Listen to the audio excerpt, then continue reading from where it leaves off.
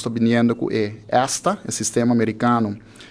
pero nós temos uma dimensão nova como a Dina J, que é APIS e PNR, que é Advanced Passenger Information System, e também Passenger Name Record. Que nana me tem conceito, lança besluit que nós a finalizar a Dina aqui, e den já tem para coisas interessantes que eu quero compartilhar com você. Onde não está, que nós apone den gele, que door a situação da região, nós vai instituir o sistema que é eletrônico, pero nós por decidir também que nós vai somente tratar e otorgar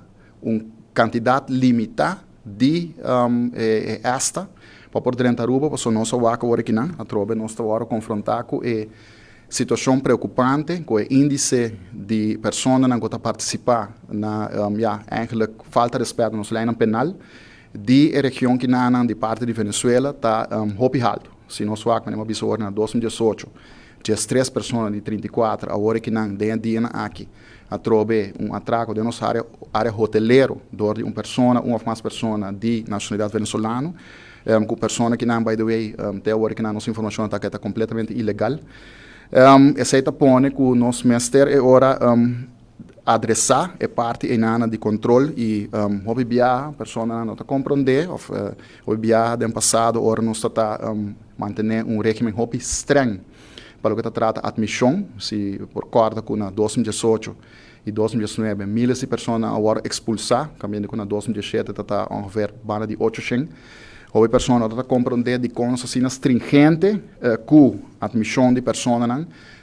e agora que nós estamos aqui para Kiko, nós estamos manejo que nós. Nós estamos reinstituir o Feasibility Team, que os States, para X motivo, o governo anterior decidiu não seguir o Feasibility Team, mas nós estamos com o Feasibility Team Mr. Bimbeck. Também, nós também agora que nós fazemos um assessment conjuntamente com a RATA, mas também com a Jewelers Association, para nós reparar com diferentes vítimas com que vai vir joieria,